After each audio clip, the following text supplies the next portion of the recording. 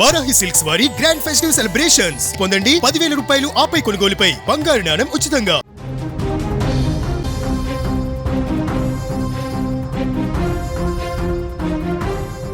ఒకరినొకరు ప్రేమించుకున్నారు, నువ్వు లేక నేను ఉండలేనంటూ డ్యూయెట్లు పాడుకున్నారు. ఇలా కొన్ని రోజులు గడిచాయి. ఇంకా నాళ్ళు ఇలా ప్రేమించుకుంటాం, పెళ్లి చేసుకుందామని ప్రియురాలు అడిగింది. దీంతో పెళ్లికి ప్రియుడు నిరాకరించడంతో తీవ్ర మనస్తాపానికి గురైనటువంటి ప్రియురాలు హైదరాబాద్లోని హాస్టల్లో ఉరివేసుకుని ఆత్మహత్యకు పాల్పడింది. ఈ ఘటనతో భద్రాద్రి కొత్తగూడెం జిల్లాలో విషాద ఛాయలు అలుముకున్నాయి. భద్రాద్రి కొత్తగూడెం జిల్లా అశ్వాపురం మండలం ఎస్సీ కాలనీకి చెందినటువంటి కనక సరస్వతి అనే యువతి, అదే గ్రామానికి చెందిన నందకిషోర్ అనేటువంటి యువకుడు గత కొంతకాలంగా వీరిద్దరు ప్రేమించుకుంటున్నారు. అంత బాగానే ఉంది. కొంతకాలంగా ఇద్దరి మధ్య సంబంధాలు కూడా మంచిగానే ఉన్నాయి. ఇంకా తొందరలో పెళ్లి చేసుకొని ఆ తర్వాత ఒక మంచి లైఫ్ని లీడ్ చేద్దాం అనుకున్నారు. ఈ తరుణంలో ఆ యువతి తనను పెళ్లి చేసుకోవాలని అడగడంతో పెళ్లికి ఆ ప్రియుడు నందకిషోర్ నిరాకరించడంతో తీవ్రంగా మనస్తాపానికి గురైంది ఆ యువతి సరస్వతి. హైదరాబాద్లోని హాస్టల్లో బలవన్మరణానికి పాల్పడింది. దీంతో న్యాయం కోసం ఇప్పుడు మృతురాలి తల్లిదండ్రులు, బంధువులు అశ్వాపురము రహదారిపైన ధర్నా చేపట్టారు. ప్రేమ పేరుతో మోసం చేసిన ప్రియుడు నందకిషోర్ను అరెస్టు చేయాలని మృతురాలు బంధువులు డిమాండ్ చేస్తున్నారు. ఇక వారి ధర్నాతో స్థానికంగా భారీగా ట్రాఫిక్ తీవ్ర అంతరాయం కూడా ఏర్పడింది. ఏదేమైనా కూడా ఒక యువతి తన నిండు ప్రాణాన్ని మధ్యలోనే బలి తీసుకోవడం అనేది ఒక్కసారిగా ఆ ప్రాంతాన్నంతా కూడా తీవ్ర ఆందోళనకు గురి చేసింది.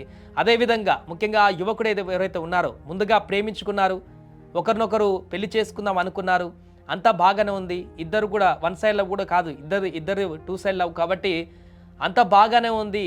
పెళ్లి కూడా చేసుకుందాం అనేసరికి ఆ యువకుడు చేసినటువంటి ఈ పరిణామం, నిన్ను పెళ్లి చేసుకోనని చెప్పేసి అన్నట్టుగా తెలుస్తుంది. ఈ కారణంగా నా యువతి తనను మోసం చేశాడు, ఇక ఇన్ని రోజులు తనను పెళ్లి చేసుకుంటానని చెప్పేసి నమ్మించి నాతో పాటు బయటికి తిరగడమో లేకుంటే కలిసి మాట్లాడుకోవడమో ఎన్నో రకాల కార్యక్రమాల్లో భాగస్వామ్యం అయినటువంటి వారందరూ కూడా, వాళ్ళ ఫ్రెండ్స్ అందరికి కూడా వీరిద్దరు లవర్స్, రేపొద్దున పెళ్లి చేసుకొని కాపురం చేసుకొని మంచిగా అద్భుతంగా ఒక కుటుంబాన్ని లీడ్ చేస్తామని చెప్పేసి అంతా తెలిసినటువంటి నేపథ్యంలో ఇప్పుడు సడన్గా పెళ్లి చేసుకుందామనే లోపు ఆ యువతికి మొహం చాటేయడంతో తీవ్ర మనస్తాపానికి గురైంది. ఎన్ని రోజులు నన్ను మోసం చేసి నన్ను వాడుకొని నన్ను పూర్తిగా ఇంత దారుణమైనటువంటి స్థితికి ఆ యువకుడు తీసుకువెళ్తాడని ఊహించినటువంటి ఆ యువతి క్షణిక ఆవేశంతో ఈ నిర్ణయం తీసుకుంది. పూర్తిగా ఈ నిర్ణయంతో ఇప్పుడు ఆమెతో పాటుగా వారి కుటుంబం కూడా రోడ్డున పడ్డటువంటి పరిస్థితి నెలకొంది. విజువల్స్లో మనకు కనిపిస్తున్నాయి. ఆ కుటుంబంతో పాటు ఆ బంధువులందరూ, వారి స్థానికులందరూ కూడా రోడ్డు మీదకి వచ్చి ధర్నా చేపడుతున్నారు. ఒక యువతి నిండు ప్రాణాన్ని బలి తీసినటువంటి ఆ యువకుడిని పూర్తిగా శిక్షించాల్సిందే, అతనికి కఠినమైనటువంటి శిక్షలు పడాల్సిందే.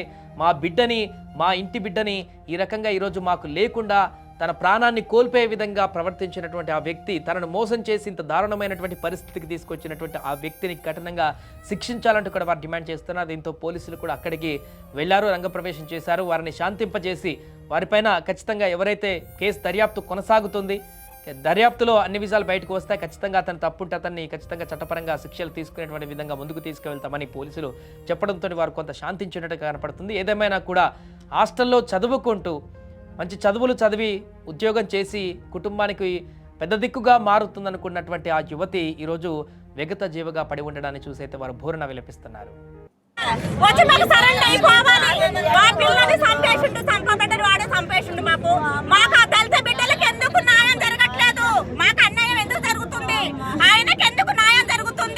ఈ ప్రభుత్వం ఇప్పుడు ఏ పిల్లైనా అంతే కదా, ఈ పిల్ల కాకపోతే ఇంకో పిల్లని పాడు చేస్తాడు. మాకు సరెంట్ అయిపోవాలి. దయచేసి పోలే వాళ్ళకి మేము ఒకటే కోరుకుంటున్నాము, మా దళిత బిడ్డకి అన్యాయం జరిగింది సార్, మాకు వాడిని లొంగిపోమ్మని చెప్పండి. ఉన్న కాళ్ళు ఆ పిల్లని వేసుకొని ఈ తీరుగాక తల్లిదండ్రులు రోడ్డు మీద ఎవరైనా ఉన్నారా?